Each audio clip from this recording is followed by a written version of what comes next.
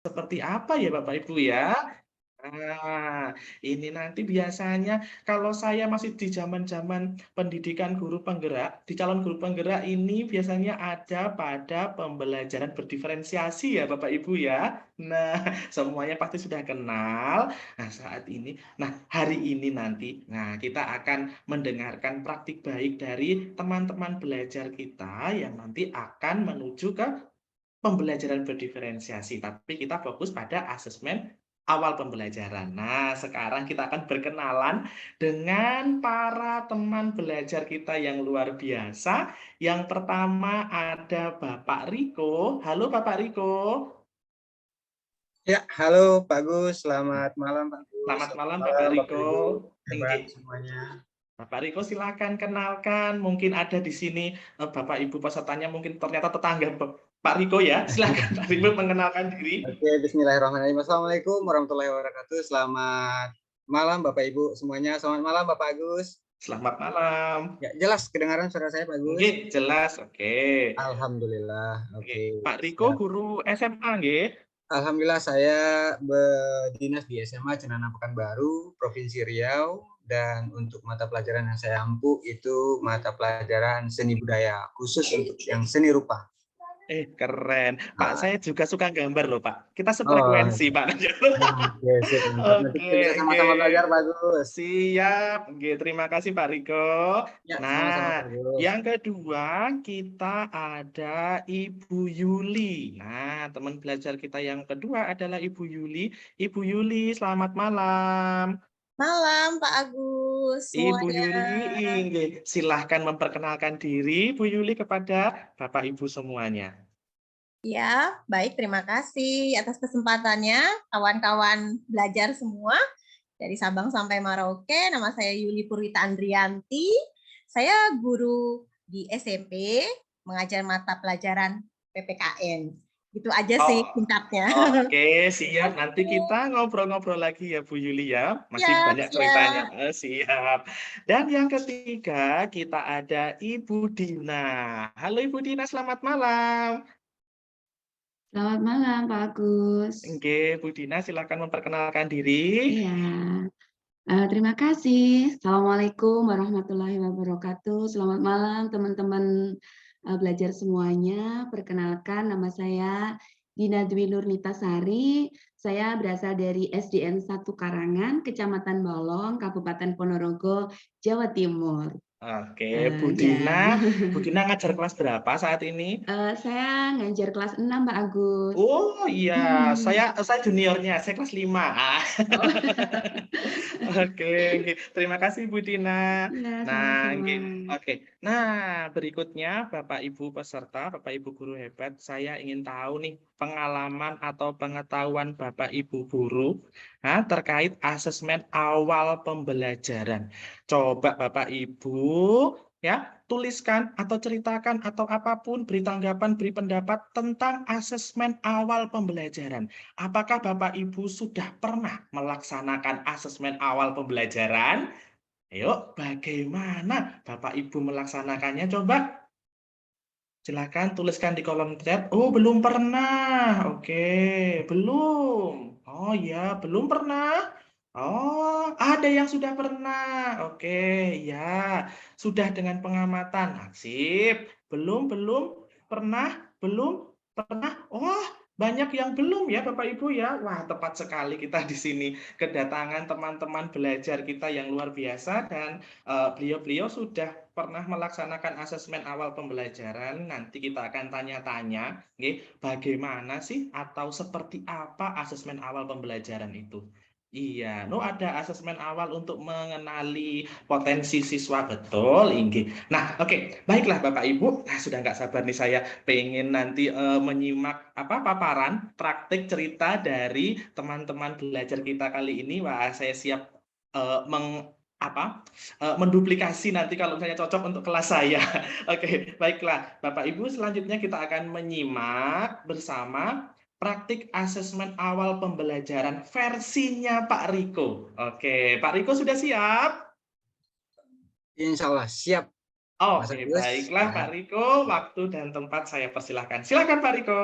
Oke, Siap. Terima kasih Pak Agus. Bismillahirrahmanirrahim. Assalamualaikum warahmatullahi wabarakatuh. Assalamualaikum warahmatullahi wabarakatuh.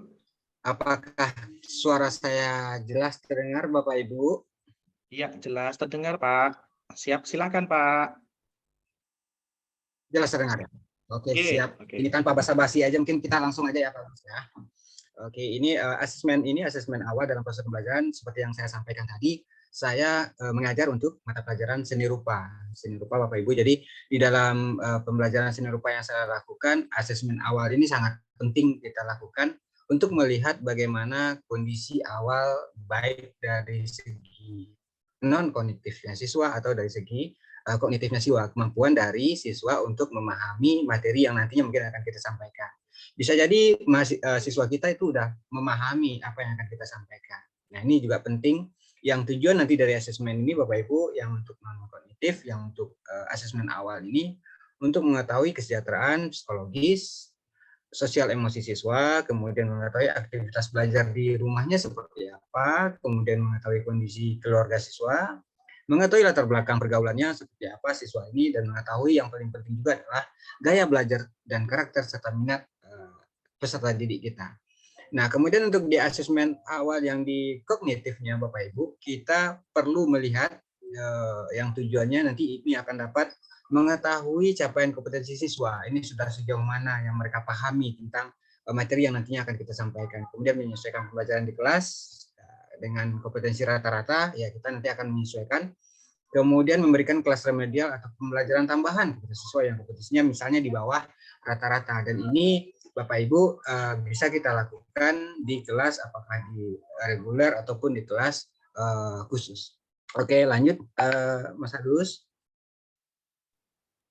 Nah, ini dalam beberapa juga saya lihat dalam pelaksanaan asesmen awal non kognitif ini perlu kita identifikasi lagi Bapak Ibu semuanya. Perlu kita menyiapkan apa yang harus kita siapkan. Misalnya seperti di sini saya lakukan ada beberapa contoh.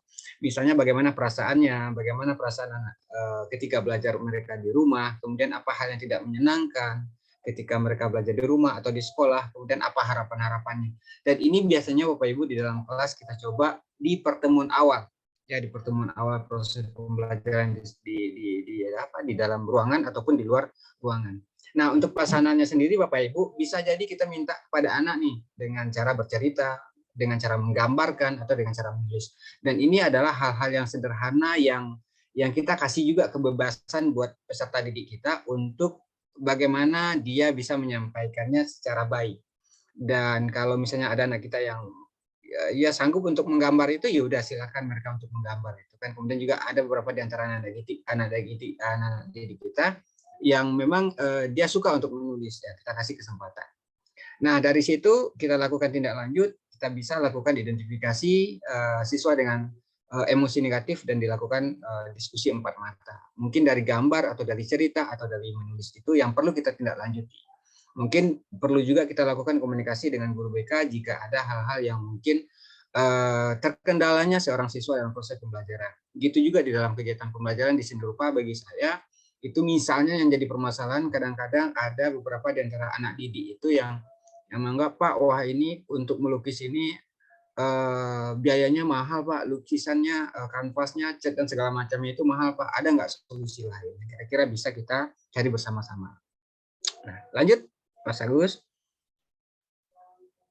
Oke, nah ini strategi tanya jawab yang bisa kita lakukan di dalam melakukan asesmen awal kepada anak didik kita. Yang pertama itu ya pastikan pertanyaannya mudah dan jelas, nggak bertele-tele. Dan yang kedua itu menyatakan acuan atau stimulus informasi yang dapat membantu siswa menemukan jawabannya. Kemudian yang ketiga memberikan waktu berpikir pada siswa untuk menjawab pertanyaannya. Jadi nggak mesti harus mereka untuk terburu-buru.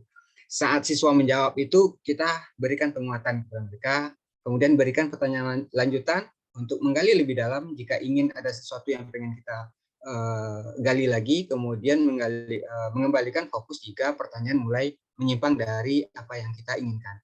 Kemudian saat siswa bertanya balik, mungkin langsung bisa dijawab Bapak Ibu, dan kemudian kita coba juga untuk membantu siswa untuk menjawab pertanyaannya sendiri. Nah, saat selesai dari menjawab pertanyaan, Bapak Ibu, mari kita coba untuk mengarahkan kembali nih pertanyaannya. Ya, memparafrasekan mungkin pertanyaan yang lebih mudah untuk dipahami. Kemudian kita coba untuk menunggu beberapa saat. Oke, lanjut, Mas Agus.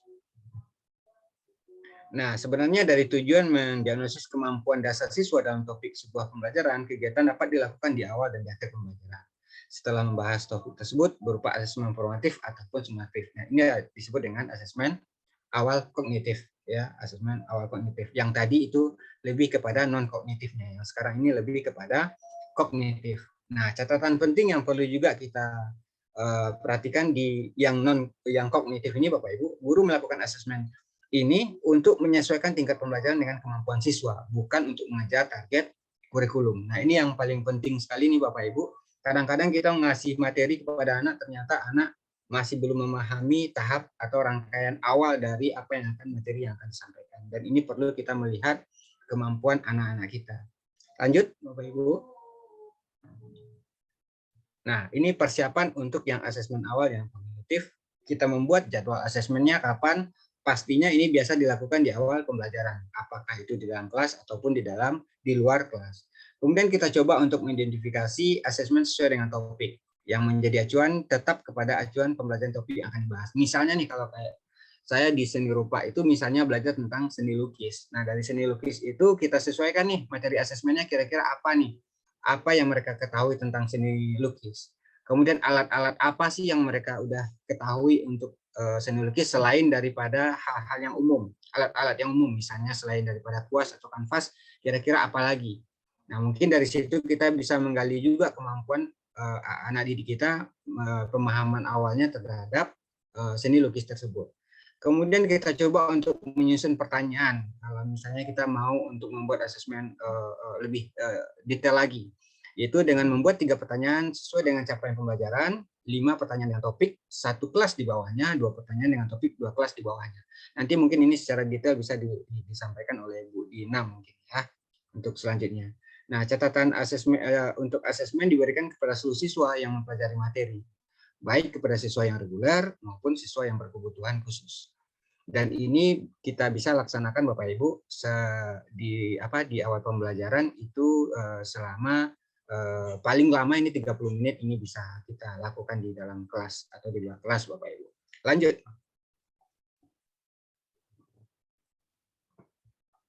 Oke, nih ini tindak lanjut dari asesmen awal ini. Yang pertama setelah kita melakukan asesmen itu udah dapat hasilnya Bapak Ibu, kita bisa lakukan penilaian dengan kategori bisa kita klasifikasikan lagi, mulai dari paham utuh dari pertanyaan-pertanyaan yang kita sampaikan. Apakah anak-anak kita itu paham utuh posisinya, apakah paham sebagian dan tidak paham. Nah, kemudian kita coba menghitung rata-rata kelas tersebut seperti apa. Nah, kemudian setelah itu kita udah melihat pengelolaan dari asesmen tersebut, kita coba untuk mengelompokkan siswanya. Nah, siswa rata-rata yang mengikuti pembelajaran sesuai dengan RTP itu yang ada. Nah, siswa di bawah rata-rata kita lakukan pendampingan pada kompetisi yang belum terpenuhi. Si pengayaan sambil membantu untuk rekan yang lain.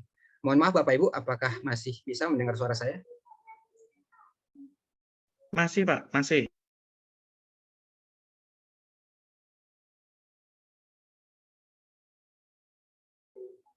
Oke. Sip. Nah, setelah kita lakukan pengelompokan siswa mulai dari paham utuh, paham sebagian atau tidak paham itu yang di dalam kelas.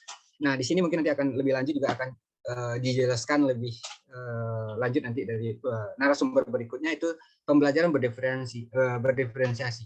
Dan bagi saya di dalam seni rupa itu ada yang anak misalnya mereka udah ada beberapa di antara mereka itu yang sudah mengetahui misalnya dengan seni lukis itu, bahkan lukisannya itu udah keren. Ya, bahkan dia udah bisa untuk membuat lukisan natural misalnya seperti itu. Nah, bagi anak yang seperti itu, kita bisa kasih lagi challenge buat mereka untuk membuat karya lukisan yang yang warnanya bisa menggunakan dengan monokrom. Ya, kita kasih challenge lagi buat mereka untuk bisa melukis dengan warna monokrom saja misalnya seperti itu. Nah, kemudian bagi anak yang masih paham sebagian misalnya, apa yang bisa kita lakukan? Kita lakukan pendampingan Bapak Ibu. Ya, bisa kita lakukan pendampingan yang masih belum belum bisa melukis atau belum berani untuk melukis ke kanvas itu. Kita lakukan pendampingan, kita pastikan kepada mereka yang namanya melukis itu tidak ada yang salah. Yang mengerjakan membuat lukis itu tidak akan ada yang warna yang kita gunakan itu salah. Silakan sesuaikan aja dengan keinginan dan masing-masing ya, warna yang ada di kanvas masing-masing. Nah, kemudian setelah itu kita akan lakukan asesmen formatif. Di situ akan kita coba ulangi lagi proses diagnosisnya dengan melakukan asesmen formatif dalam bentuk dan strategi yang variatif sampai siswa mencapai tingkat kompetensi yang diharapkan. Dan bisa juga nih setelah ini Bapak Ibu, kalau di seni lukis itu mereka kita kasih challenge juga untuk pergi ke luar ruangan. Ya, keluar ruangan melihat objek atau benda-benda yang ada di sekitaran mereka untuk mereka gambar. Oke, silakan dilanjut, Pak. Next. Oke. Sudah habis. Udah habis ya? Iya. Mungkin itu kira-kira kalau yang di saya di seni rupa rata-rata itu kan, apalagi nih yang sekarang nih yang di kurikulum Merdeka untuk yang kelas 10 itu mereka udah mulai memilih nih. Ya, udah mulai memilih antara seni rupa, seni musik. Nah, jadi saya agak lebih gampang sekarang itu karena mereka sesuai dengan minat dan bakatnya untuk gabung di kelas seni rupa yang saya ampu. Dan ini menjadi ada lebih kemudahan buat saya ketika mereka untuk mengeksplor lagi kemampuan mereka itu bisa menjadi lebih baik lagi. Oke, terima kasih. Oke. Wah, luar biasa sekali cerita Pak Riko. Iya, terima kasih Pak atas ceritanya. Bapak Ibu peserta boleh bertanya di kolom chat atau di kolom komentar. Nanti tim akan membantu menjawab dan juga mungkin akan dipilih untuk dijawab oleh teman-teman belajar kita di sini malam hari ini nantinya. Terima kasih Pak Riko, luar biasa menginspirasi sekali. Sama-sama. Keren. Oke, baiklah. Cerita praktik asesmen berikutnya ini ada dari Ibu Yuli. Halo Ibu Yuli. Ya, halo juga. Oke. Sudah siap berbagi cerita? Insya Allah siap. Oke, silahkan Bu Yuli. Baik. Selamat malam semuanya, kawan-kawan yang kurang lebih 700 peserta ini. 700 teman belajar yang sudah ada di malam ini. Salam kenal, kita sama-sama saling berbagi praktik baik gitu Mas Agus ya. Betul. Oke, slide saya belum muncul ya Mas Agus. Oh. Oke Bapak Ibu, kenapa kemudian kita menganggap bahwa asesmen awal ini menjadi penting dan tidak bisa terlepas dari pembelajaran terdiferensiasi, karena ruhnya gitu ya, akarnya terdiferensiasi adalah asesmen. Tanpa asesmen tidak ada pembelajaran diferensiasi gitu ya. Kenapa kemudian ini menjadi dihubungkan? Di sini ada slide saya, di situ ada pertanyaan. Punten Mas Agus, saya kurang melihat itu. Bisa dibesarkan slide-nya? Di tempat saya sudah maksimal, Bu. Oke, baik ya, kurang lebih pertanyaan itu, apa kita pernah ya gitu ya? Boleh dibacakan sama Mas Agus deh. Yang mana ya pertanyaannya? Itu ini yang atas. Seringkali murid kita membaca buku pelajaran berkali-kali, tapi tetap saja tidak dapat mengingatnya. Nah, oke, yang berikutnya ada lagi yang bawahnya. Atau kadang murid sudah mendengarkan penjelasan dari guru, namun sulit untuk untuk apa ini? Sulit untuk memahami ya. Oh iya, oke. Tenggelam sedikit. Baik, Bapak Ibu, ini mohon maaf nih, kacamata saya tinggal, jadi agak sulit membacanya. Jadi mungkin Bapak Ibu pernah ya mengalami bagaimana kita sudah mengajar gitu ya, dengan kayaknya lelah banget nih, udah capek banget nih kayaknya, tapi kok murid kita seakan-akan tidak paham atau cuek aja gitu ya, responnya nggak betul-betul menyimak gitu ya. Atau kita sudah menayangkan video gitu supaya bukan cuma dibaca nih materinya, tapi juga didengar. Tapi kok juga asik main sendiri gitu ya. Ada apa sih sebenarnya? Apa yang salah dari kita gitu ya? Mungkin Bapak Ibu pernah juga mengalami hal-hal yang pernah juga saya alami. Berikutnya bisa Mas Agus slide-nya. Oke, di sini maka kemudian ada pembelajaran yang dahulu dan yang sekarang gitu ya, dalam artian sebelum kita concern di pembelajaran terdiferensiasi. Sebentar saya buka dulu karena saya tidak bisa membacanya. Maaf. Untuk pembelajaran yang dahulu sebelum ada diferensiasi gitu ya, kita cenderungnya menganggap bahwa anak murid kita sama gitu ya, seperti yang tadi ada di gambarnya Mas Agus ya, ada yang menonton gitu ya, yang sudah tinggi tetap dikasih ruang gitu ya, pijakan juga gitu ya, yang sedang pijakannya ukurannya sama tanpa berbeda. Padahal jelas Bapak Ibu, apa yang harus kita yakini bahwa tiap individu itu memiliki bakat, minat, kemampuan yang berbeda, kesenangan yang beda. Makanya dulu kita berpikir bahwa semua murid kita sama nih. Kita kalau ulangan biasanya silakan kerjakan dengan kertas lembar semuanya ya. Begitu ya. Nomor 1 ini, nomor 2 ini. Nah, apa yang pengen diubah saat ini adalah bahwa tidak semua loh anak-anak kita ini menyukai cara belajar yang seperti itu.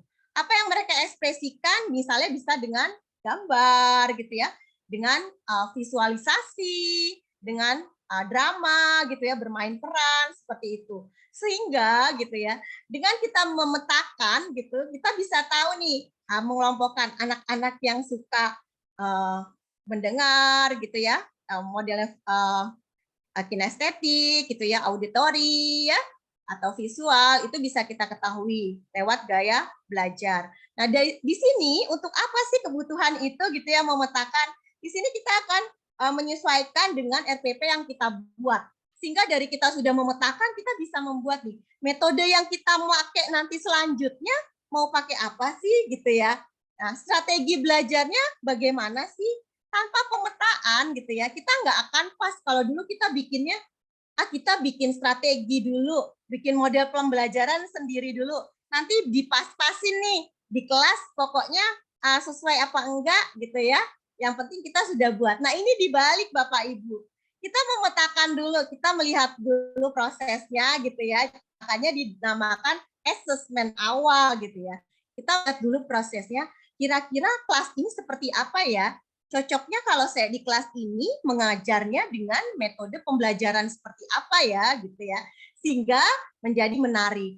Anak ini sukanya hal-hal seperti apa ya, menonton video, apa suka belajar di luar gitu ya, seperti yang pernah saya lakukan, mengajak anak-anak langsung keluar kelas gitu ya. Di situ kita lesehan aja gitu, dan itu mereka sangat dengan suasana yang baru juga sangat membuat semakin menarik pelajaran yang kita tampilkan. Jadi seperti itu Bapak Ibu. Arahnya kenapa kita melakukan assessment awal, supaya kita bisa menentukan metode, juga strategi pembelajaran apa sih yang tepat gitu, sehingga anak-anak nih suka dengan pembelajaran kita. Berikutnya Mas Agus. Oke, ini ada beberapa format metode assessment ya.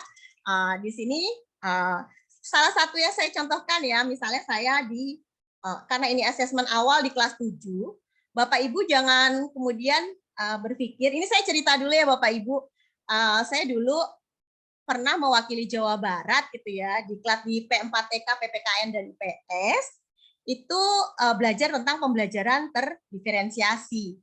Dulu mindset yang saya dapat juga, kok susah banget ya memetakan satu anak gitu ya, ada 40 anak gitu ya. Terus kita harus menyesuaikan anak yang 1A dan B, ternyata tidak seperti itu.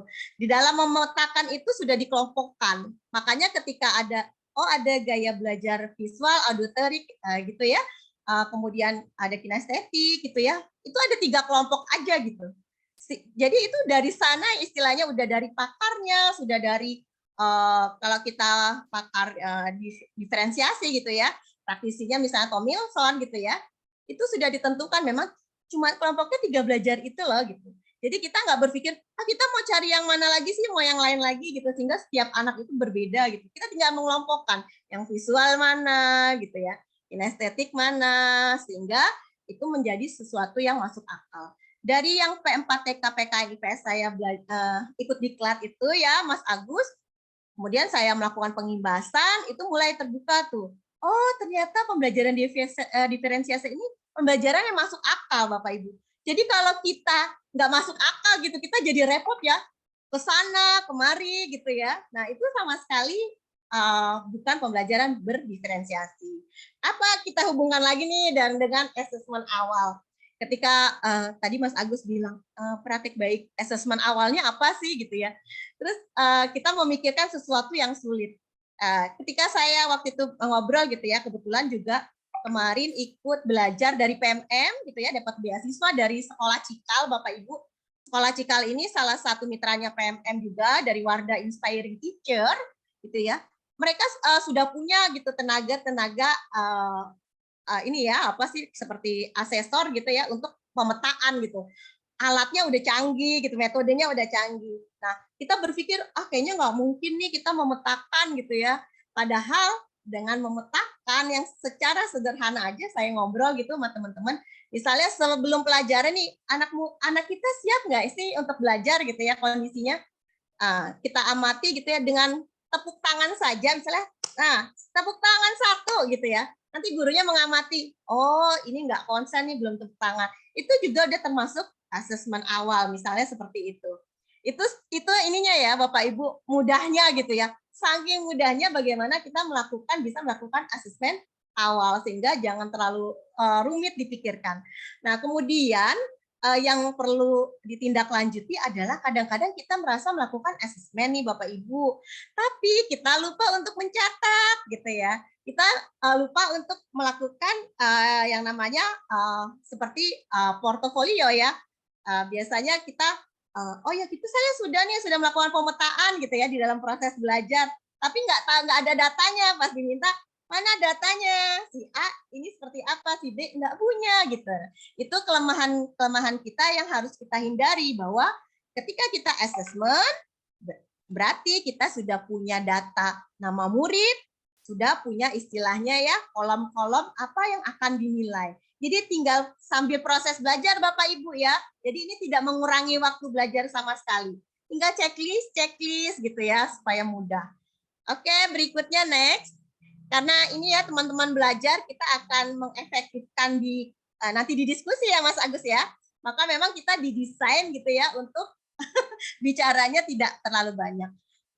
Berikutnya ini salah satu contoh asesmen awalnya ya. Di sini ada dengan aplikasi Aku Pintar yang bisa juga di-download di Play Store ya. Saya kira juga Bapak Ibu semua insya Allah udah tahu. Di situ begitu diklik akan muncul gratis Bapak Ibu ya, asal ada internetnya.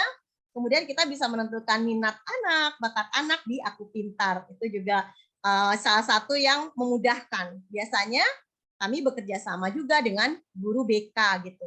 Jadi ketika Bapak Ibu, ini asesmen awal kok seakan-akan kita susah sendiri ya. Hindari yang seperti itu Bapak Ibu.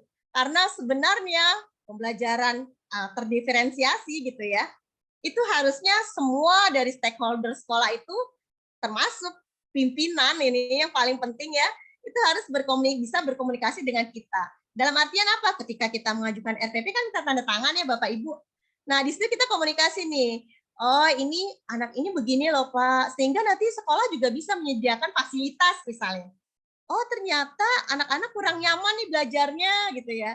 Oh, berarti butuh ada AC nih ya, bukan cuma AC alam gitu ya, Mas Agus. Seperti itu.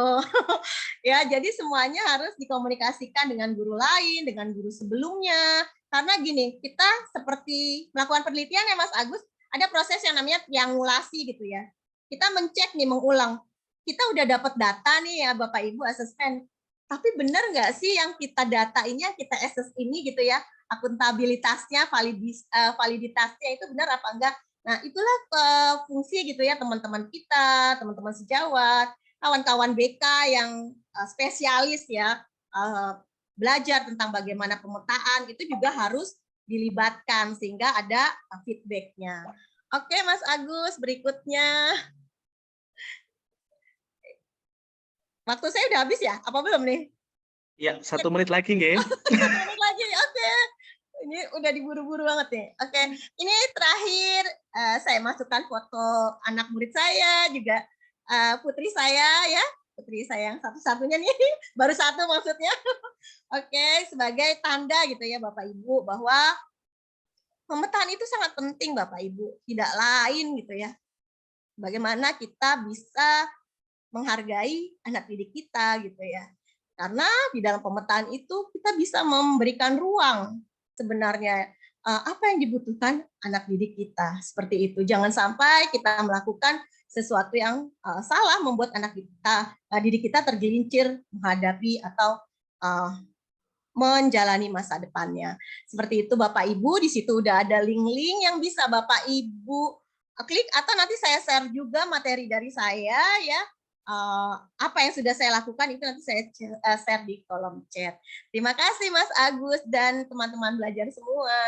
Terima kasih Bu Yuli. Wah, keren sekali. Ya tadi saya menangkapnya bahwa asesmen awal itu tuh data ya, kayak misalnya kita pengumpulan data, pemetaan, acuan kita nantinya untuk merancang skenario pembelajaran ya Bu ya, modul ajar ataupun RPP nggih. Betul, Luar betul biasa. Mas Agus. Iya, oke, terima kasih Bu Yuli. Wah, sangat menginspirasi. Baiklah, sekarang kita akan menyimak cerita praktik asesmen awal berikutnya dari Ibu Dina. Maaf, ya dari Ibu Dina. Halo Ibu Dina. Halo Mas Agus. Inggih, nah Bu Dina. Oke, sudah siap memaparkan atau menceritakan praktik asesmen pembelajaran awalnya? Insya Allah siap. Oke, siap. Silahkan, nggih. Monggo Ibu Dina. Ya, terima kasih. Selamat malam teman-teman belajar semuanya. Ini kamera saya sudah on ya Mas Agus ya? Sudah kelihatan. Suara Pian udah jelas. Lanjut. Baik, teman-teman semuanya, Bapak Ibu guru hebat yang ada di sini, saya akan berbagi terkait dengan asesmen awal. Nah, tadi dari teman belajar yang sebelumnya, tadi Bu Yuli dan Pak Riko sudah menjelaskan terkait dengan asesmen awal. Nah, ini akan lebih saya kuatkan gitu, lebih saya perdalam lagi terkait dengan asesmen awal. Kita bicara dulu tentang asesmen awal non kognitif dulu. Jadi ada dua yang harus kita lakukan. Jadi ada asesmen non kognitif dan kognitif. Kalau non-kognitif ini Bapak Ibu terkait dengan gaya belajar, minat bakat, kesiapan secara mental dan fisik, dan juga bisa terkait latar belakang keluarga. Jadi apa sih yang bisa dilakukan oleh guru untuk mengumpulkan data-data terkait dengan asesmen awal non-kognitif ini. Yang pertama, wawancara dengan wali murid. Ini penting sekali Bapak Ibu. Jadi ketika kita bertemu dengan wali murid, mungkin biasanya kalau di ajaran baru ini kan, misalkan di ajaran baru gitu kan pastinya kita ketemu dulu dengan wali murid yang baru, kemudian kita wawancara lah kayak sharing-sharing gitu. Nah dari itu tuh kita bisa tahu ini si anak ini kesukaannya apa, kemudian gaya belajarnya biasanya seperti apa. Itu kita dokumentasikan, artinya kita catat sedetail mungkin seperti itu. Kemudian yang kedua, wawancara dengan murid. Ini juga penting sekali Bapak Ibu. Jadi ketika waktu-waktu istirahat atau mungkin ada jam longgar gitu, kita wawancara dengan mereka gitu kan, kita tahu apa sih yang sebenarnya yang mereka mau terkait dengan gaya belajarnya mereka itu seperti apa. Kamu lebih suka ini menonton atau mungkin lebih suka mendengarkan atau mungkin dia lebih suka berbicara kayak gitu kan. Jadi kita lebih mendekatkan diri juga dengan anak-anak. Kemudian yang ketiga itu membagikan kuesioner tentang gaya belajar. Tadi yang sudah dibahas Bu Yuli juga, itu tadi ada juga terkait dengan aplikasi ya tentang gaya belajar, itu juga bisa. Atau juga ini Mas Agus, yang pernah saya tahu ini ada beberapa sekolah yang mungkin memang terfasilitasi ya, itu mendatangkan pihak ketiga kayak semacam psikolog gitu. Jadi kalau ini kan benar-benar nanti itu informasi yang didapat itu ya memang benar-benar kayak valid gitu, si anak ini kayak belajarnya seperti apa. Kemudian nanti kalau misalkan dia sudah besar ini cocoknya profesinya apa, seperti itu. Kalau itu sekolah yang mungkin terfasilitasi dan mungkin orang tuanya juga bisa memberikan apa ya, semacam kontribusi untuk bisa mendatangkan ahli psikolog anak gitu. Tapi kalau misalkan memang tidak bisa, ya cukuplah kita dengan kuesioner gaya belajar itu insya Allah sudah menggambarkan. Kemarin saya juga coba ini ke anak-anak saya cuma sederhana gitu kan, semacam checklist gitu. Kamu sukanya seperti apa? Misalkan kalau kamu belajar itu sukanya seperti apa? Setelah mereka checklist gitu, kayak kita bisa menemukan, oh si anak ini gaya belajarnya misalnya auditorial gitu. Setelah kita cross check, oh ya kamu ternyata senang kalau dijelaskan Bu Guru ya. Iya Bu, saya lebih suka dijelaskan daripada saya nonton video kayak gitu. Ternyata memang seperti itu. Ada juga anak yang mungkin nggak, kalau belum membaca itu belum ini Bu, belum paham gitu kan. Jadi macam-macam. Jadi dari itulah gaya belajar itu perlu Bapak Ibu. Kemudian bertanya kepada guru kelas sebelumnya. Ini juga perlu kalau misalkan dari kelas 6 ya kayak saya konsultasi dengan guru kelas 5 dulu. Si anak ini gimana gitu. Di awal tahun pembelajaran itu juga penting.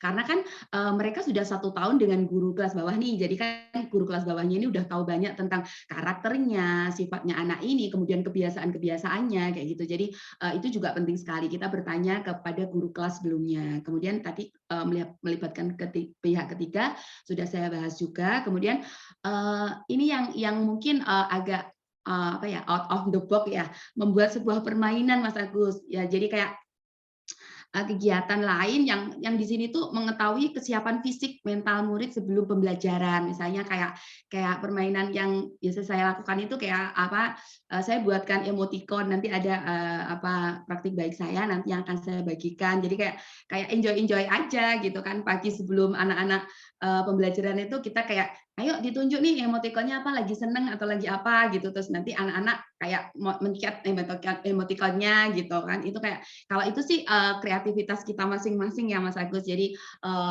kembali lagi ke Bapak Ibu guru hebat semuanya, bahwa kita itu diberi keleluasaan untuk bagaimana kita itu bisa mengetahui latar belakang anak secara non kognitif, sehingga kita nanti ketika kita pembelajaran itu kita itu sudah tahu si anak ini mau diperlakukan seperti apa gitu. Jadi jangan sampai kita itu salah gitu. Next Mas Agus. Nah, ini kalau yang ini Bapak Ibu guru hebat, ini adalah secara kognitif. Tadi sudah saya bahas secara non kognitif, ini secara kognitif. Kalau non kognitif itu memang bisa diterapkan untuk semua mata pelajarannya Bapak Ibu. Jadi apapun itu bisa diterapkan di non kognitif, karena kan non kognitif ini tidak ada hubungannya dengan materi yang akan kita sampaikan. Jadi terkait gaya belajar, kemudian latar belakang, kesiapan secara mental, secara fisiknya, itu kan tidak ada kaitannya dengan materi. Tetapi kalau asesmen kognitif ini ada kaitannya dengan materi yang akan kita sampaikan. Lalu apa yang harus dilakukan guru? Yang pertama, ini kita bisa membuat soal sederhana. 10 nomor dengan komposisi 2 soal materi kelas 2 kelas di bawahnya. Jadi kalau misalkan kelas 6 itu yang 2 nomor itu soal kelas 4 begitu. Kemudian 6 soal itu materi 1 kelas di bawahnya, berarti yang 6 soal itu kelas 5. Kemudian yang 2 soal adalah materi yang akan kita sampaikan, seperti itu kan. Kalau misalkan di kelas 4, 5, 6 itu kan materi itu saling berhubungan ya Mas Agus. Jadi kayak misalkan dasar-dasarnya kan tetap kita mulai dari kelas 4, kemudian kelas 5 dan kelas 6. Jadi soal itu dibuat sederhana saja 10 nomor seperti itu. Dari 10 nomor ini nanti kita bisa menganalisa bahwa si anak ini sudah di level mana gitu, apakah belum mahir, mahir atau sangat mahir gitu. Nah nanti dari klasifikasi tadi kita bisa menentukan perlakuan-perlakuan yang sesuai dengan hasil dari asesmen kognitif tadi. Yang kedua, ini lebih mengasihkan sih, membuat kayak semacam kuis gitu dengan pertanyaan yang juga bervariasi. Soalnya sebenarnya sama sih, tapi kita kemas dengan bentuk kuis gitu. Jadi supaya anak-anak itu nggak terkesan, wah ini kayak di tes gitu kan, kayak semacam kita lagi ulangan gitu. Nah kalau misalkan kita kemas dengan bentuk kuis itu anak-anak nggak ngerasa gitu. Jadi soal ini jangan membuat anak-anak itu ngerasa kayak tertekan gitu. Jangan sampai mereka nanti kayak wah aku ini mau ulangan, aku harus ini, kalau misalkan nggak bisa aku harus nanya temenku kayak gitu. Nanti hasilnya malah justru nggak valid gitu. Jadi kayak anak-anak ini nggak anu ya, ini soalnya ini kalian dijawab aja sebisanya gitu. Kayak diberi pengertian bahwa supaya hasilnya nanti itu benar-benar menggambarkan ini level kemampuan mereka gitu. Jangan sampai nanti itu kayak kepaksa dan akhirnya mereka nyari-nyari jawaban dari temennya gitu. Kemudian mendesain kegiatan lain, misalkan kayak tanya jawab, lempar pertanyaan, tebak-tebakan kayak gitu. Tetapi dengan materi yang akan kita sampaikan. Artinya jangan kalau misalkan nih contoh ya, saya mau mengajarkan materi bilangan, ya materi bilangan itulah yang kita jadikan asesmen kognitif di awal pembelajaran. Apa misalkan materinya lagi apa gitu ya, ya sesuai gitu Mas Agus. Jadi jangan sampai materi yang lain gitu. Next Mas Agus. Nah, ini praktik baik saya ya Bapak Ibu, langsung saya sampaikan. Ini yang seperti yang saya sampaikan tadi, ini saya memang agak keluar dari ini ya, saya memang rancang sendiri nih. Saya buat beberapa emoticon di ruang kelas saya, ini di depan pintu kayak gitu. Jadi kalau anak-anak masuk itu kan baris dulu nih, anak-anak di luar masuknya satu-satu gitu kan. Itu ada emoticon senyum, lagi seneng, lagi sedih, mungkin ada itu ada lagi yang ada emoticon sakit, ada lapar gitu kan. Kemudian anak-anak waktu masuk itu kayak nyentuh gitu. Jadi saya tahu ini anak ini lagi suasana hatinya tuh lagi gimana gitu. Keadaan fisiknya lagi baik-baik aja nggak atau enggak gitu kan. Kalau misalkan kita tahu bahwa si anak ini lagi sakit kan kita langsung, oh ya kamu sakit apa gitu kan. Kalau misalkan enggak, ini kan ke UKS dulu ya misalkan gitu. Ada juga yang misalkan pada waktu itu kan dia lapar gitu, memang waktu belum sarapan ya, dia mencetnya ke belum lapar gitu kan. Loh tadi belum sarapan, ya udah sekarang ke kantin ya kamu makan dulu. Karena kan kalau lapar itu kan tetap pengaruh ya Bapak Ibu kan. Jadi kayak dia nggak lagi fokus gitu ketika dia lapar, apalagi dia sakit kan gitu kan. Kalau dia lagi seneng ya seneng. Kalau misalkan dia mencetnya ngantuk gitu kan, kalau supaya nggak ngantuk, kamu cuci muka dulu ya. Jadi kita bisa memperlakukan mereka sesuai dengan keadaan gitu Mas Agus. Ini yang non kognitifnya ya. Jadi ketika kita tahu, oh kita itu harus kayak gimana. Karena anak-anak ini ketika masuk kelas ini nggak semuanya loh happy gitu kan. Mungkin dia membawa masalah juga dari keluarganya gitu kan. Waktu habis itu habis dimarahin sama orang tuanya mungkin kan. Terus semalaman dia nggak tidur, dia ngantuk dan sebagainya kan. Jadi nggak sama kan. Kalau kita perlakukan sama jadinya nggak adil kan. Mereka juga butuh perlakuan yang berbeda gitu Mas Agus. Lanjut Mas Agus. Nah, ini yang secara kognitif. Kalau secara kognitif nih monggo Bapak Ibu bisa mendesain sendiri ya. Seperti kalau yang saya buat ini adalah permainan kuis menggunakan kertas post-it. Jadi saya membacakan beberapa pertanyaan. Ini kalau yang ini sih waktu terkait dengan unsur intrinsik waktu itu. Jadi saya pertama kali itu membuat soal yang saya kemas di dalam kuis. Ini ada saya tampilkan di layar LCD gitu. Kemudian anak-anak nebak, nanti ditulis di kertas post-it. Kemudian yang benar nanti ditaruh di jalur yang saya kasih ini ya, sebelah kanan nanti jawaban benar, sebelah kiri jawaban yang salah. Dari itu Bapak Ibu, itu yang paling kanan itu sudah saya kelompokkan. Jadi saya dapat 3 kelompok. Ternyata ada anak-anak itu yang mau bagaimana kita mengajarkan unsur intrinsik. Kalau anak-anak itu unsur intrinsik aja belum tahu gitu. Ada anak-anak yang belum tahu gitu, walaupun sudah diajarkan di kelas sebelumnya, tapi mereka belum tahu, kayak lupa ya, namanya juga anak-anak ya, mungkin dia lupa atau mungkin memang dia belum paham seperti itu. Jadi yang belum tahu unsur intrinsik ini apa gitu, kita kelompokkan sendiri Mas Agus. Ada yang sudah benar-benar tahu, dia udah bisa nyari, itu perlakuan kita juga beda. Jadi itu kan di diferensiasi prosesnya gitu, kita bedakan seperti itu Mas Agus. Lanjut, tinggal 1 slide aja Mas Agus. Nah, ini Bapak Ibu, hasil asesmen awal itu kita gunakan untuk pembelajaran berdiferensiasi. Jadi keputusan masuk akal yang dibuat guru yang berorientasi pada kebutuhan murid. Itulah pembelajaran berdiferensiasi.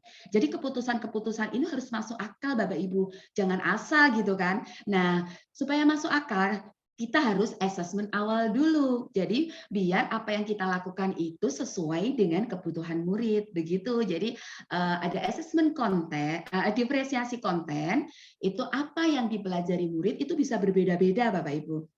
Jadi bisa menggunakan cerita, bisa menggunakan video, bisa menggunakan gambar, sesuai dengan kebutuhan mereka.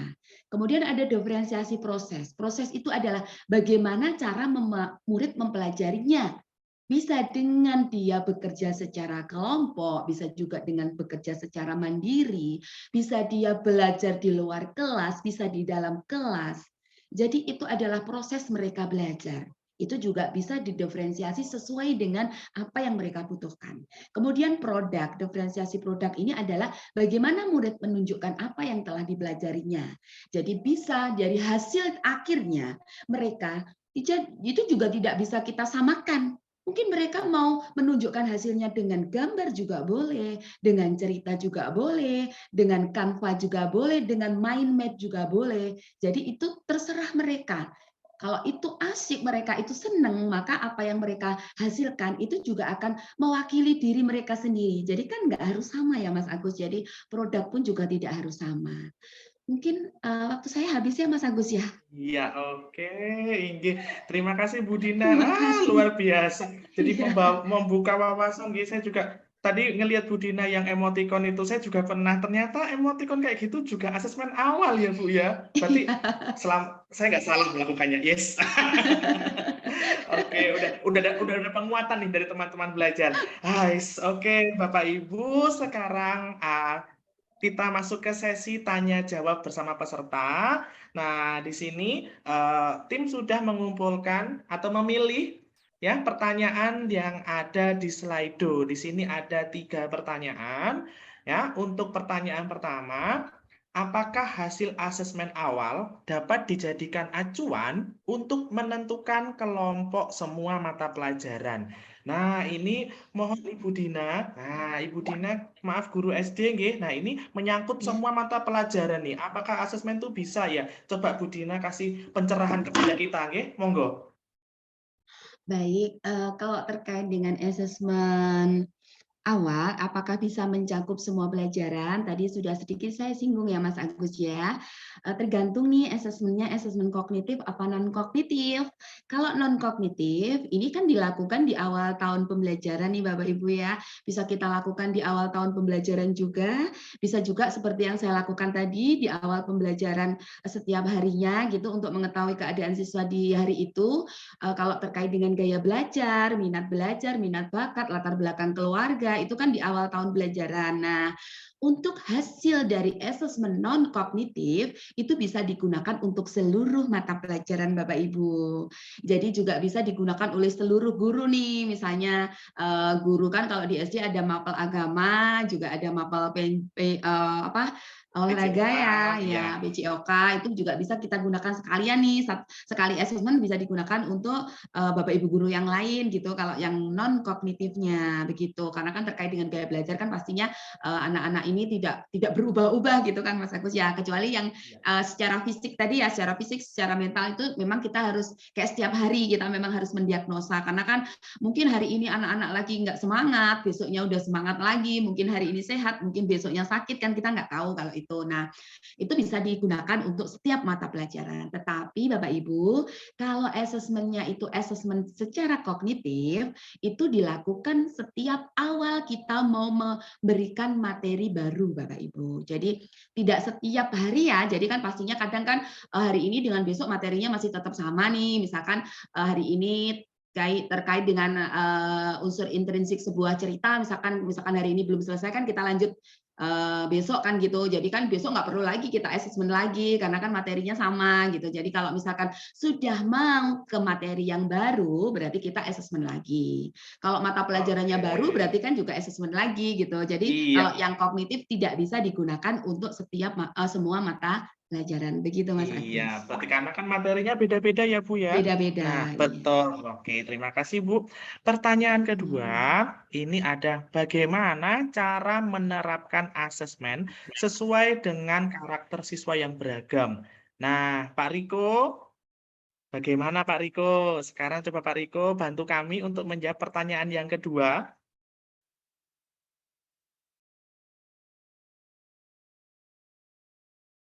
Ya, halo Pak Riko. Masih bersama kami?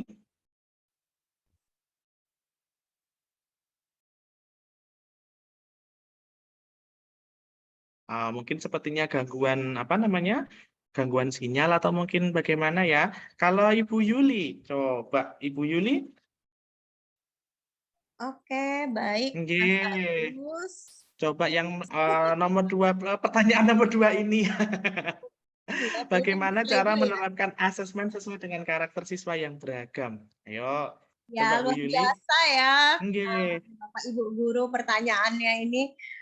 Untuk karakteristik itu menyangkut banyak aspek gitu ya, sehingga kita bisa mengetahui terkait dengan motivasinya bisa, itu juga karakteristik tentang minatnya, tentang bakatnya gitu ya, sampai juga dengan gaya belajarnya ya. Biasanya gitu ya, kecenderungan saya ini lebih suka assessment yang bentuknya gitu ya. Kenapa saya lebih suka ini terbuka? Karena ini lebih menggali gitu ya. Kalau pertanyaan tertutup ya tidak gitu ya. Misalnya kita bisa saja dengan kuesioner ya gitu ya. Kuesioner yang sudah kita rancang gitu ya Bapak Ibu untuk menentukan bagaimana karakteristik murid kita gitu ya. Motivasi belajarnya bagus atau tidak gitu ya. Untuk latar belakangnya, profilnya oke apa enggak sih untuk belajar. Maksudnya seperti ini. Ketika kita bikin kuesioner kan kita ada jawaban-jawaban yang harus dipilih. Nah, itu biasanya saya bekerja sama dengan guru bimbingan konseling seperti itu. Untuk apa? Karena memang seperti yang saya tadi kemukakan bahwa asesmen ini sebenarnya adalah proses kolaborasi juga Bapak Ibu ya. Selain kita jangan lupa asesmen itu dilakukan di proses pembelajaran gitu ya. Nah, itu bisa kita komunikasikan kan dengan semua. Nah, saya pribadi untuk pertanyaan yang sifatnya tertutup lebih cenderung suka berkonsultasi dengan DK. Tapi untuk menentukan karakteristik dengan pertanyaan yang terbuka Bapak Ibu, pertanyaan terbuka itu yaitu pertanyaan yang memancing siswa ya. Misalnya begini, apakah sudah siap belajar? Yang tadi ada emojian itu yang dari Bu Dina itu ya. Itu kan juga bisa dipakai atau kami itu biasanya menyebutnya di guru penggerak KSE ya, Pak Agus. Kompetensi sosial emosional muridnya kita pahami dulu. Ketika muridnya kayaknya belajarnya udah enak gitu ya, udah mau siap belajar, baru kita lanjutkan. Tapi kalau masih ada murid gitu ya Bapak Ibu, yang kelihatannya masih belum siap untuk belajar, sebaiknya kita tahan dulu nih untuk melanjutkan belajar gitu ya. Itu juga bagian dari assessment gitu ya. Oh, pasti ada nih murid yang belum siap untuk belajar. Ada baiknya kita ice breaking gitu ya, atau menarik perhatian gitu ya. Coba yang misalnya yang masih mendengar suara ibu, lihat papan tulis, tepuk sekali, tepuk 2 kali. Nah, itu cara-cara yang sederhana yang biasanya saya lakukan. Bapak Ibu, kecenderungannya kita ini berpikir bahwa oh kok kita kok dengar assessment itu banyak gitu ya, modelnya gitu ya, sepertinya pengennya yang ini, pengennya yang itu. Sebaiknya ini saran saya gitu ya, ketika saya diklat juga tentang assessment, pembelajaran terdiferensiasi, bahwa assessment itu sebenarnya sesuaikan dengan kebutuhan kita Bapak Ibu. Ketika kita melihat banyak yang menggunakan aplikasi handphone, padahal anak murid kita tidak membawa handphone gitu ya, kan banyak sekarang ya Bapak Ibu ya, kuis yang di Play Store itu juga bisa ya, tanpa ini ya, apa sih namanya, tapi anak-anak harus membawa gadget gitu. Nah, sekarang ada juga yang Bapak Ibu tinggal scan barcode gitu ya di Play Store, quiziznya. Anak-anak nulis aja nih Bapak Ibu, bagaimana hobinya, bagaimana perasaannya, apa yang kamu ketahui tentang pelajaran saya misalnya PPKN ya, apa yang kalian tahu sejauh ini tentang norma ditulis. Nah, itu di aplikasi yang tanpa gadget anak-anak gitu ya nulis, itu langsung bisa kita masukkan ke dalam scan barcode, terus nanti masuk ke dalam file kita. Misalnya seperti itu, untuk anak-anak yang tidak memiliki handphone gitu ya. Nah, jadi assessment yang kita lakukan itu sebenarnya cenderung dengan kebutuhan kita. Tidak ada assessment yang terbaik itu yang kayak apa gitu. Assessment yang terbaik adalah assessment yang sangat gitu ya, sesuai dengan kebutuhan kita, murid kita seperti apa. Tadi saya sudah ini ya, Mas Agus, saya lebih cenderung dengan pertanyaan terbuka gitu ya. Karena Iya. apa misalnya, terus saya lanjutkan di WA Mas Agus. Biasanya kalau misalnya dengan berbicara langsung suka agak segan kan ya. Nah, saya berpikir kok ada ya alat sederhana WA saja, tapi kita nggak mau gunakan gitu ya. Padahal itu benar-benar bisa menggali gitu ya. apa sebenarnya gitu ya karakteristik siswa kita dengan bertanya hobi gitu, minatnya kemana gitu. Nah itu sebenarnya yang paling penting dari semua itu tadi yang saya bilang, data Bapak Ibu. Sudah assessment tapi nggak ada datanya gitu ya. Ada Anaknya buktinya ya Bu ya. ABCD-nya kayak apa gitu ya. Nah, itu menjadi sia-sia. Kenapa akhirnya menjadi kemudian penting misalnya dengan minat ya? Karena dengan kita tahu nih, oh minatnya di puisi, di poster kita jadi bisa memancing pilihan untuk dalam nanti pengerjaan tugas. Misalnya Diferensiasi produknya mungkin Bu ya. transaksi produknya yang berbeda gitu. Iya, oke. Makasih Nggih. Mas Agus. Nggih, terima kasih Bu Yuli. Nggih, tadi berarti kayaknya jawaban adalah dengan pertanyaan terbuka. Ya, Nah, saya ya kembali dengan ya. bukan jawaban ya atau tidak. Mungkin bisa menjawab juga yaitu ya untuk membuat siswa lebih aktif. Pertanyaan ketiga sepertinya seperti itu. Terus juga ada ice breaking lagi juga. Wah, luar biasa. Atau kita biasa Mas Nggih. Agus kita melakukan coaching ya. Iya, betul Nah, sekali. Untuk biasa menggali lebih seperti itu. dalam lagi Betul, potensi betul. anak didik kita.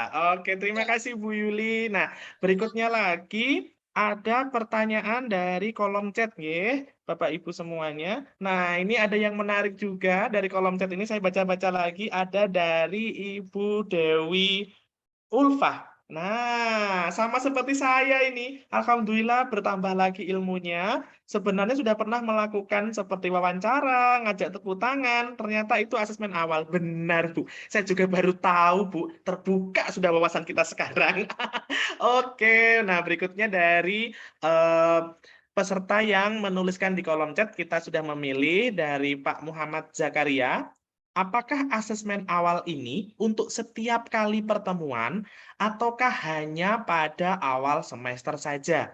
Jika asesmen awal ini setiap pertemuan kita lakukan, apakah tidak mengurangi jam pelajaran pada hari itu? Nah, iya juga ya. Oke, penasaran nih. Pak Riko masih ada di sini? Halo Pak Riko. Halo Mas Agus. Iya, Pak Riko. Nah, ini ada pertanyaan Oke, dari saya Pak terlempar Zakaria. tadi, Pak. Oh, oke, oke. Sudah Nah, bisa membaca di slide di paparan? kurang jelas ya Mas. Oke, Mungkin saya ulangi ya. oke Mas. Apakah asesmen awal ini untuk setiap kali pertemuan ataukah hanya pada awal semester saja? Jika Oh, asesmen awal ini setiap pertemuan, apakah tidak mengurangi jam pelajaran hari itu? Silakan Pak Riko. oke, terima kasih Mas Agus. Terima kasih juga Bapak Ibu yang sudah bertanya tentang asesmen ini. Mungkin ada satu yang mungkin perlu kita ingat. Jelas suara saya, Mas Agus? Jelas, jelas, terdengar.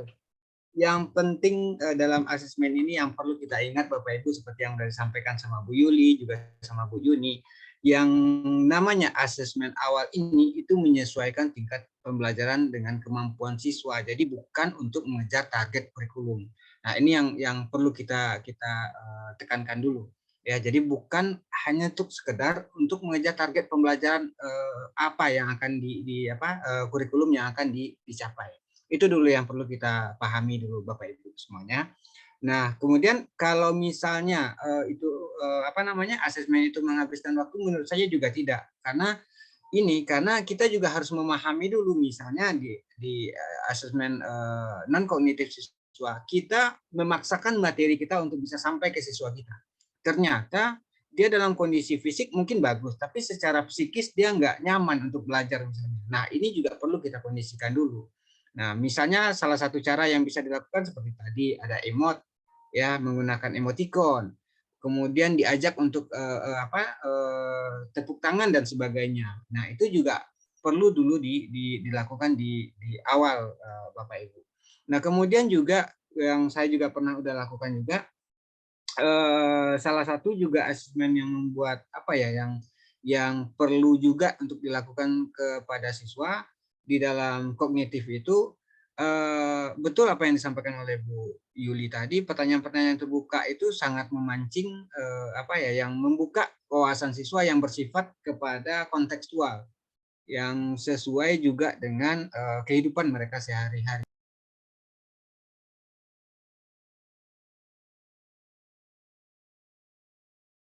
Pak Riko termute.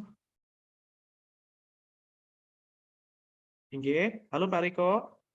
Ya, mungkin gangguan sinyal lagi, nggih.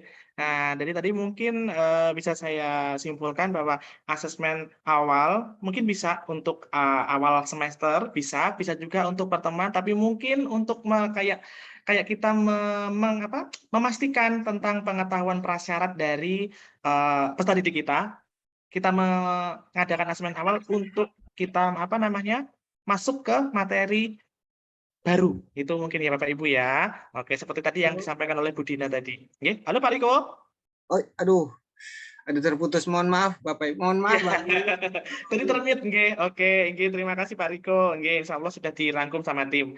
Oke, Oke. berikutnya nggih, pertanyaan yang kedua, bagaimana cara membuat pertanyaan atau soal untuk asesmen awal? Apa bisa Bapak Ibu memberikan contoh konkretnya dan bentuk asesmen awal yang tepat? Tadi sepertinya sudah coba Bu Dina.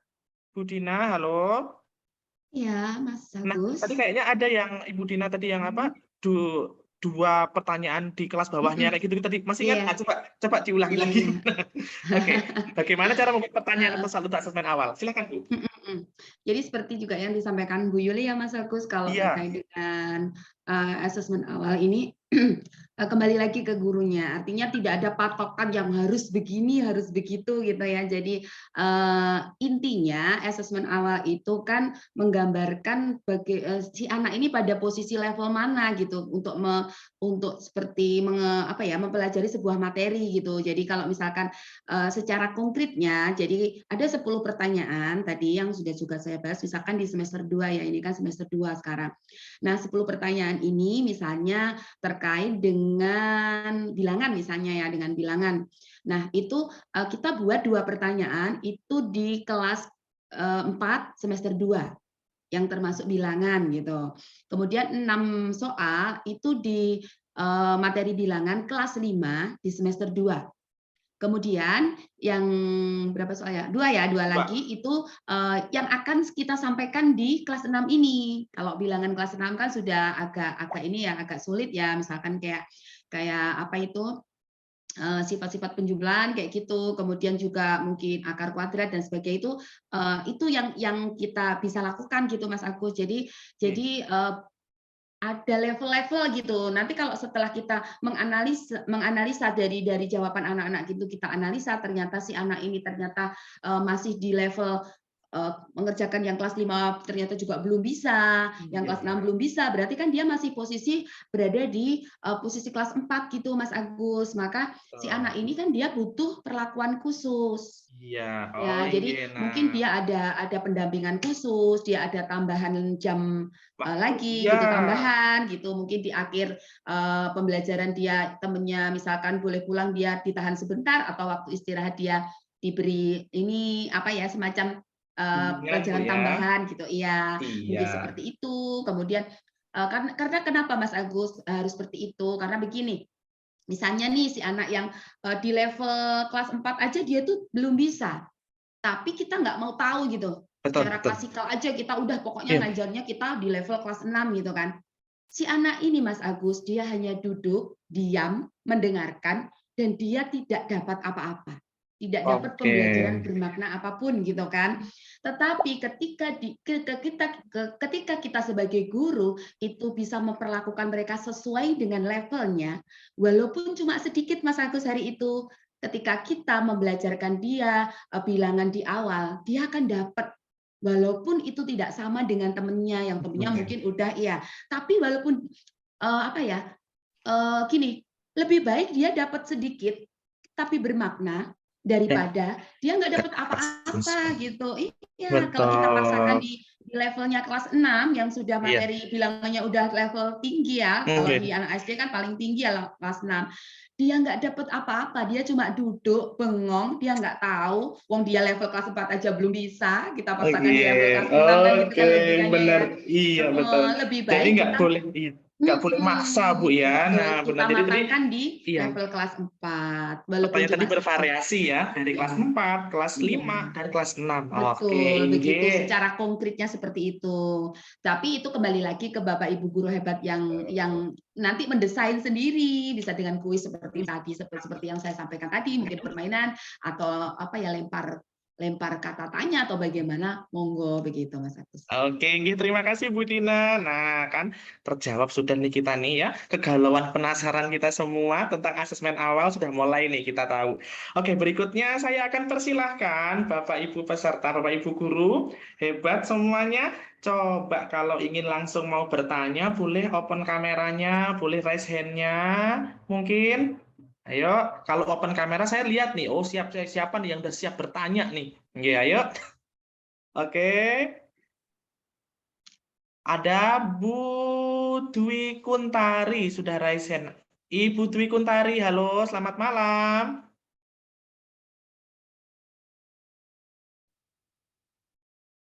Halo Ibu.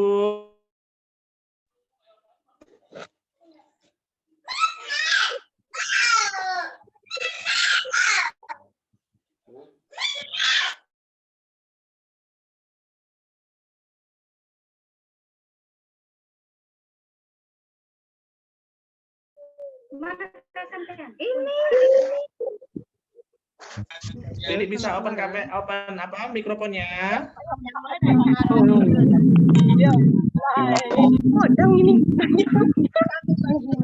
Selamat malam.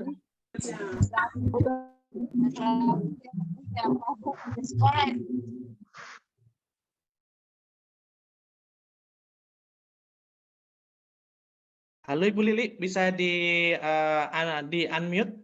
Iya, oke. Nah, kedengaran Ibu Lili. Oke, selamat malam Bu Lili. Selamat malam, Pak. Dari mana Bu Lili? Saya dari Malang, Jawa Timur. Bu, saya orang Kediri loh, Bu. Oh iya, Pak. Oke, monggo Ibu Lili, pertanyaannya silakan. Baik, terima kasih. Assalamualaikum warahmatullahi wabarakatuh. Waalaikumsalam warahmatullahi wabarakatuh. Saya hari ini banyak mendapat pengetahuan tentang asesmen awal, tapi saya tadi juga sering terlempar karena cuaca di Malang Kabupaten nggak begitu bersahabat. Jadi saya kepingin tahu bagaimana kalau di sekolah saya ini banyak Bapak Ibu guru yang masih belum memahami bagaimana asesmen awal itu. Kemudian bagaimana menerapkan di kelas. Nah, di sekolah saya ini semuanya terbatas, Pak. Tempatnya di perbatasan Kabupaten Malang dan Lumajang, kemudian siswanya terbatas, gurunya terbatas, dan biaya juga terbatas. Tapi begini, Pak, saya selalu menggerakkan teman-teman untuk selalu mengikuti PMM, selalu membuka itu. Kemudian saya kepingin bagaimana caranya menggerakkan ini loh.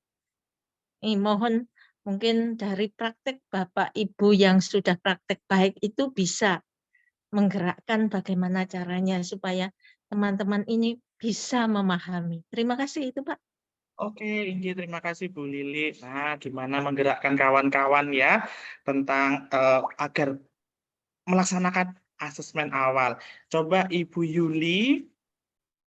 Ibu Juli, halo Ibu Yuli. Ya, Mas Agus. Nah, coba sedikit singkat, padat dan jelas. Kita terburu dengan waktu ya. Oke, siap. Monggo. Terima kasih Bu Lili. Masya Allah ya. Saya juga pernah Bu mengajar di pulau terpencil ya, nyebrang laut gitu ya.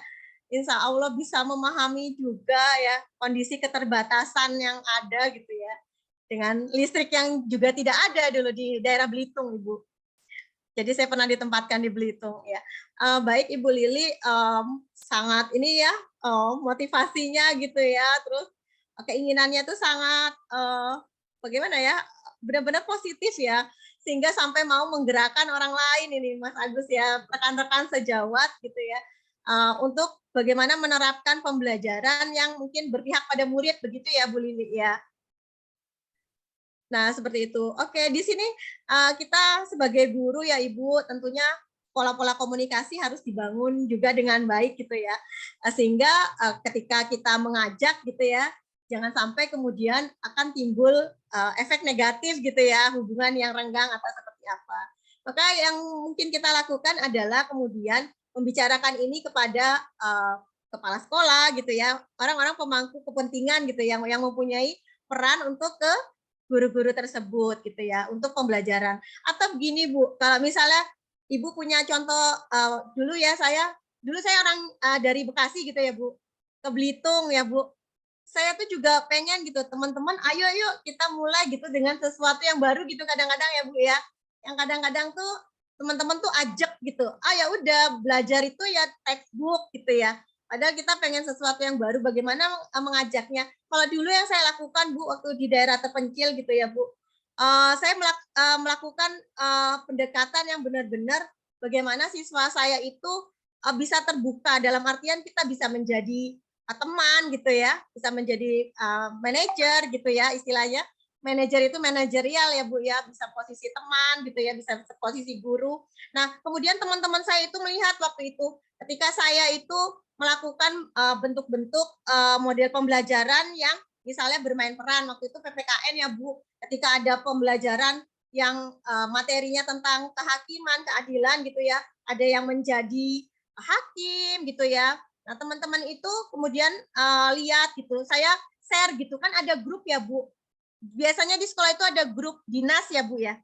Nah, kita bisa Bu, kayak saya biasanya merekam ya, kemudian saya jadikan link YouTube. Ketika kawan-kawan kita melihat gitu ya Bu, hal-hal positif yang ada pada kita, insya Allah kawan-kawan kita, oh iya, ini kayaknya bagus ya, pengen juga seperti ini gitu. Salah satunya begitu. Cara untuk bagaimana kita bisa mengajak tanpa kita menggurui. Biasanya saya seperti itu Bu. Jadi mengupload gitu ya. Mengupload dan langsung saja di-share aja di grup dinas dan dilihat. Nah, lama-lama kawan-kawan bertanya dan ini sendiri gitu ya, merespon sendiri. Menginspirasi ya Bu ya. Betul, terutama pembelajaran yang berpihak pada murid juga asesmen awal. Seperti itu ya Bapak Ibu. Mudah-mudahan bisa bermanfaat ya Bu Lili ya. Tetap berpositif ya Bu Lili ya. Teruskan semangat Ibu Lili. Nah, nanti akan bisa menular kepada teman-teman yang lain. Oke, Bapak Ibu semua, mohon maaf tidak bisa mungkin menjawab semua pertanyaan, menjawab semua penasaran dari Bapak Ibu semuanya karena keterbatasan waktu, nggih. Kami mohon maaf. Berikutnya kita akan mendengarkan penguatan dari teman belajar kita, nggih. Mulai dari Pak Riko. Coba Pak Riko. Halo Pak Riko. Ya, halo. Oke, nggih, coba Halo, Bapak sampaikan. Nggih. Ya, makasih nih Mas Agus dan Bapak Ibu. Ini tempat saya udah mulai hujan nih Mas Agus. Oke, nggih, singkat aja Pak ya. Coba. Oke, terima kasih. Jadi Bapak Ibu, asesmen awal seperti yang disampaikan tadi itu kita menyesuaikan seperti gambar yang disampaikan Mas Agus di awal tadi. Kita memberikan kesempatan kepada siswa itu sesuai dengan tingkat kemampuannya. Jadi bukan kita untuk mengejar-ngejar bagaimana target kurikulum itu harus sampai kepada siswa kita. Ketika mereka tidak merasa mampu untuk di situ, di posisi itu, ya artinya kita juga harus menyesuaikan lagi dengan kemampuan yang ada di peserta didik kita. Mungkin itu kira-kira, Mas Agus. Oke, siap. Oke, Pak. Terima kasih, Pak Riko. Berikutnya penguatan dari Ibu Yuli. Halo, Ibu Yuli. Oke, ya. Iya, singkat saja. Ya. belum. Masih. Habis ini masih ada informasi yang luar biasa kita tunggu-tunggu. Silakan Bu Yuli dulu. Ya. Baik, Bapak Ibu. Satu yang paling terpenting adalah anggaplah murid kita itu anak kita gitu ya. Bagaimana kita mengajar gitu sesuai dengan kebutuhannya, bukan dengan apa yang kita inginkan, tapi menyesuaikan apa yang menjadi kebutuhan mereka seperti itu. Sehingga asesmen awal diperlukan bagaimana kita untuk menciptakan kondisi belajar ya, bagaimana strategi belajar gitu ya, sehingga sesuai dengan yang dibutuhkan anak didik kita. Semoga apa yang kita usahakan dengan melakukan asesmen awal, maka terciptalah pembelajaran yang benar-benar berpihak pada murid. Itu saja closing session Oke, saya. terima Terima kasih kasih. semua kawan-kawan. Ngajar untuk anak-anak, bukan kita yang memaksakan. Nggih. Oke, Ibu Dina. Halo Ibu Dina. Iya, halo. Iya, sedikit kita berikan penguatan Oke. tentang asesmen awal pembelajaran. Silakan Bu Dina. Baik, Mas Agus. Dengan asesmen awal yang mengena, kita akan bisa membuat pembelajaran yang lebih bermakna sesuai dengan kebutuhan murid kita. Begitu Mas Agus dari Oke, saya. bagus. Sip, terima kasih Bapak Ibu. Teman-teman belajar kita hari ini. Nah, sekarang nih Bapak Ibu peserta, Bapak Ibu guru hebat, ini ada informasi atau iklan dari tim platform Merdeka Mengajar. Kami persilahkan memberikan informasinya kepada Bapak Ferian Saputra. Ada apakah ini? Inilah yang kita tunggu-tunggu. Ada info menarik dari Bapak Ferian. Halo Bapak Ferian. Halo Pak Agus, suaraku kedengeran nggak? Oke. Masih terdengar sangat jelas. Silakan. Dengar. Ada apa ya nih kira-kira? Mas Fajri boleh di-share tampilannya. Jadi Bapak dan Ibu sebelum dimulai tampilannya, saya ingin bertanya dulu nih ke Bapak dan Ibu. Bapak dan Ibu di fitur PMM-nya sudah muncul ide praktik belum? Atau jangan-jangan baru sadar, wah ternyata di PMM ada fitur yang baru nih, namanya ide praktik. Coba dilihat sudah atau belum? Ada yang sudah, ada yang belum, ada yang sudah, ada yang belum. Sudah, punya Banyak saya yang sudah. harusnya. Nah, pasti beberapa orang seringnya sih saya sering dapat pertanyaan, ini tuh apa sih Mas? Ada video, ada cerita gitu ya. Jadi Bapak dan Ibu silakan kalau ada yang belum dapat jangan sedih, itu pasti bakalan segera dapat. Harusnya sih di dalam waktu dekat semuanya sudah bakal dapat fitur ide praktik tersebut. Jadi ide praktik ini merupakan salah satu fitur baru dari PMM gitu. Tujuannya adalah kami ingin memberikan satu bentuk atau benda baru kepada Bapak dan Ibu.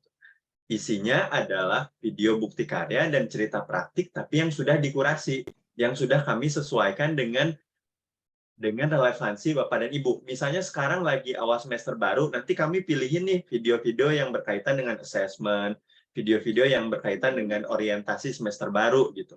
Kemudian apabila nanti misalnya di musim akhir, di musim dibagi rapot, kami akan memilihkan video-video dan cerita-cerita yang berkaitan dengan pembagian rapot tentunya gitu. Jadi Bapak dan Ibu bisa belajar dalam waktu yang cepat dan tepat dan sesuai gitu. Jadi secara hitungan waktu lebih mudah buat Bapak dan Ibu. Boleh di next? Nah, khususnya nih saya ingin bercerita tentang namanya Ibu Nur Kistin gitu. Saya biasanya memanggilnya Ibu Nur gitu. Jadi Ibu Nur ini punya satu kepedulian bahwa selama ini kok kalau kita bicara soal matematika, soal MIPA atau soal matematika seringnya dikaitkan dengan tugas dari guru matematika aja gitu. Itu bukan tugas guru bahasa Indonesia, itu bukan tugas guru biologi dan lain-lain. Implikasinya adalah hasilnya ini saya termasuk yang salah satu yang sering menganggap, aduh matematika itu rumit, matematika hanya cocok digunakan di kelas gitu, tidak bisa diaplikasikan di kehidupan sehari-hari. Kenapa ya? Karena dulu berpikiran bahwa matematika itu ya udah di kelas aja.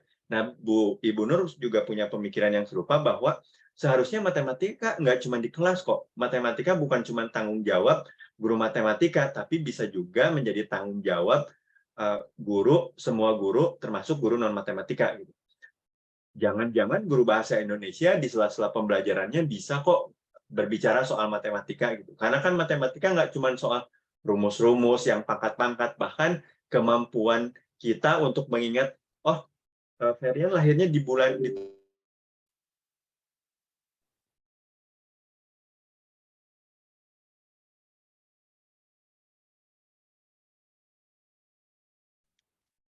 Halo, Pak Ferian.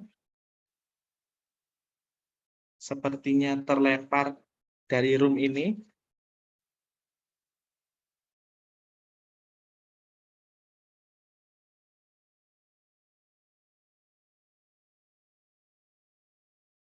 Kita tunggu sejenak, mungkin ada. Oke ya, jadi tadi berarti mungkin yang sudah ada tuh mungkin perlu diperbarui lagi ya. Apanya, aplikasinya mungkin sebentar lagi ada tentang ide berbagi praktek baiknya tadi mungkin ya. Nah, jadi di platform Merdeka Mengajar ini, Bapak Ibu semuanya, nah kita dibebaskan untuk terus berkarya, ya. Jangan malu, jangan ragu untuk membagikan praktik baiknya, ya. Mungkin dalam bentuk video atau mungkin tentang modul ajar, tentang bahan ajar apapun itu, ya bisa kita upload ke platform Merdeka Mengajar. Siapa tahu ternyata karya-karya kita itu menginspirasi guru-guru lain di luar sana. Nah, masih banyak guru yang mungkin belum memahami tentang kurikulum Merdeka mungkin, ya. Nah, jadi bisa dengan cerita atau dari karya-karya kita. Nah, ini Bapak Ibu bisa seperti Bu Nur Christine dan kreator-kreator lainnya. Ini bisa Bapak Ibu guru baca panduannya di template akses cerita praktik baiknya di link yang seperti ada di layar. Halo? Oke, kembali lagi Pak Varian. Monggo, silakan. Banget ya lagi ngomongin betapa horornya matematika, tiba-tiba internet saya mati. Tadi jadi lupa saya. Jadi tadi boleh ke slide sebelumnya, Mas Fajri. Jadi tadi Ibu Nur itu punya concern gitu ya, bahwa matematika harusnya tidak cuma menjadi tugas Ibu guru matematika gitu atau Bapak guru matematika. Kenapa? Karena sesimpel kemampuan saya untuk mengukur atau menghitung usia saya itu kan diperlukan dalam kehidupan sehari-hari ya, nggak cuma di dalam kelas gitu. Dan itu bukan cuma, itu bukti bahwa matematika itu nggak cuma rumus, itu bisa kita aplikasikan di dalam kehidupan sehari-hari.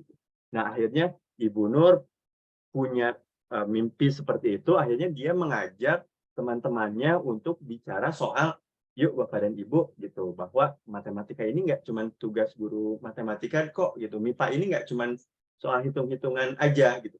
Mari kita bisa aplikasikan hal-hal tersebut ke dalam kehidupan murid sehari-hari, gitu. Dan itu justru menjadi tanggung jawab kita sebagai pengajar, begitu idenya dari Bu Nur, gitu. Akhirnya beliau mulai dari mengumpulkan guru-guru yang lainnya, kemudian kembali mengingatkan apa sih pengertian numerasi itu, gitu, apa aja ruang lingkupnya dan sebagainya, gitu. Sampai akhirnya setiap guru, nggak cuma guru yang berkaitan dengan MIPA, dalam proses mengajarnya menyelipkan sedikit demi sedikit bagaimana cara menerapkan hitung-hitungan dalam kehidupan sehari-hari.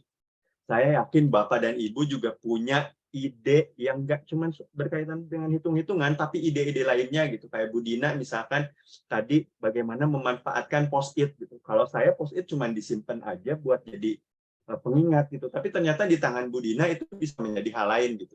Dan Bu Dina pun termasuk ke dalam 16 kreator pertama yang menjadi penulis cerita praktik di angkatan pertama gitu. Jadi boleh berikan tepuk tangan buat Bu Dina, terima kasih banyak sudah menulis. Nah, saya yakin Bapak dan Ibu pun ingin punya kesempatan yang sama seperti Bu Dina dan Ibu Bapak guru yang lainnya, karena itu kami membuka kesempatan untuk yuk ikut bergabung untuk menulis cerita praktik gitu. Temanya boleh macam-macam, nanti aku bakalan tunjukin caranya seperti apa. Tadi Mas Agus pas aku disconnect sempat cerita gitu, tinggal mengakses panduannya, kemudian menulis di template yang disediakan dan nanti mengunggah melalui tautan yang sudah disediakan. Jadi deadline-nya ini sampai tanggal 10 Februari, kami akan tunggu cerita tersebut. Nah, saya izin share screen sebentar untuk menunjukkan seperti apa sih template yang bakal digunakan untuk cerita praktik itu. Gitu. Jadi template-nya kurang lebih, mohon maaf. Ini layar saya sudah kelihatan ya. Kelihatan kan? Sudah. Jadi kurang lebih template-nya seperti ini. Jadi nanti Bapak dan Ibu ketika mengakses link yang tadi ada di deck tadi, atau saya coba share Di sini saya bakalan matiin dulu ya chatnya sebentar, biar Bapak dan Ibu bisa menyimpan link yang bisa diakses nanti. Gitu.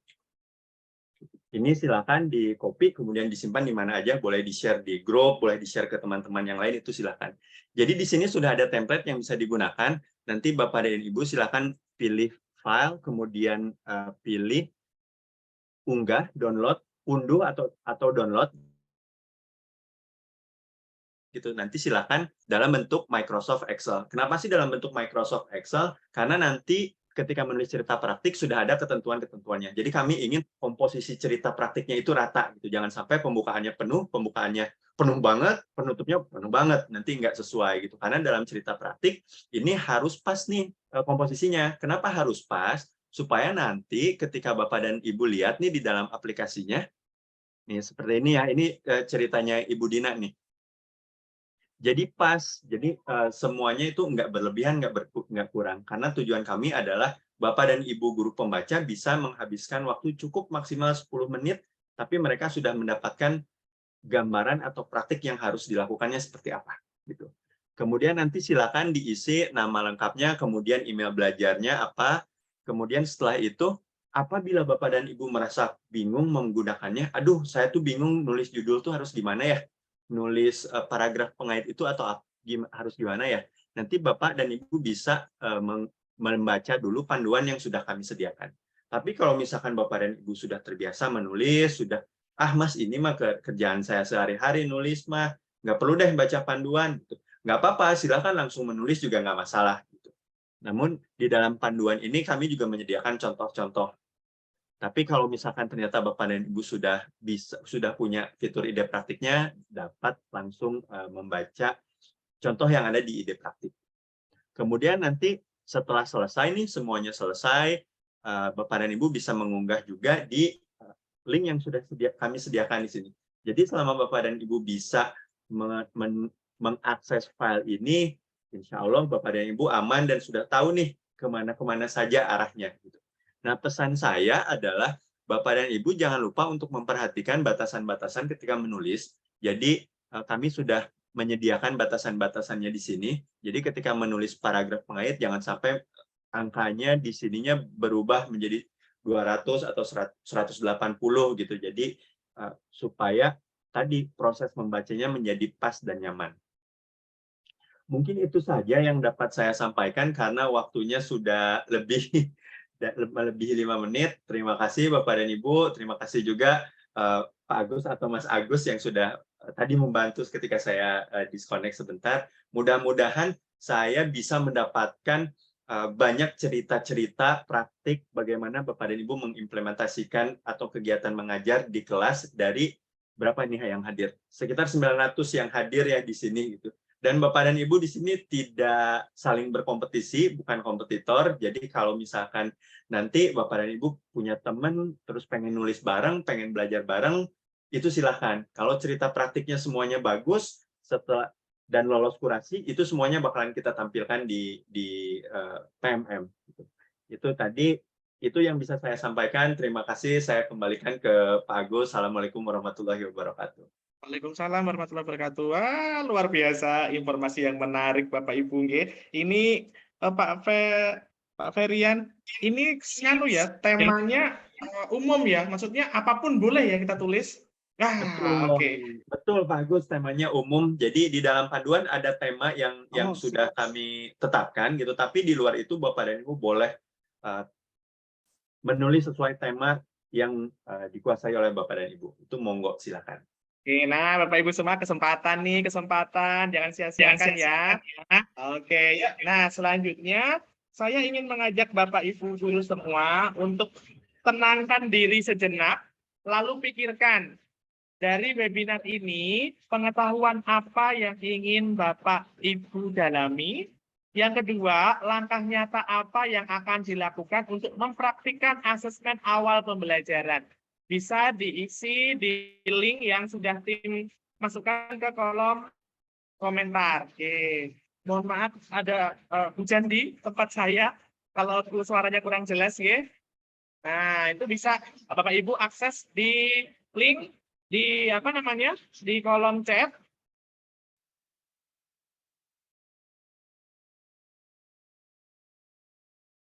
Untuk kemudian juga daftar hadirnya, Bapak Ibu bisa mengisinya juga di link yang akan tim masukkan ke kolom chat.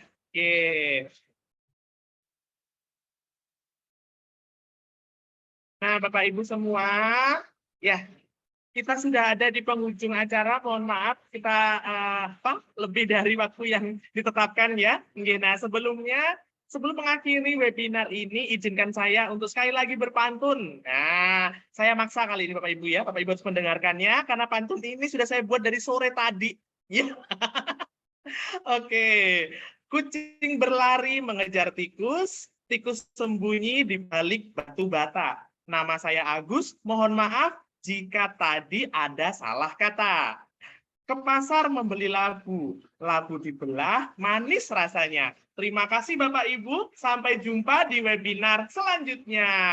Terima kasih Bapak Ibu, jangan lupa untuk share pengalamannya ya hari ini. Oke, nah bisa kita foto bersama mungkin?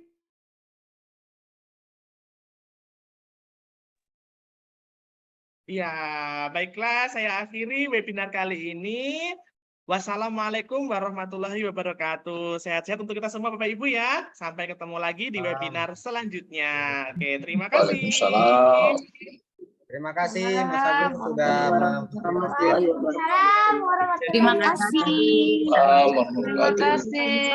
Terima kasih. Terima kasih. Semangat belajar Bapak Ibu. Terima kasih.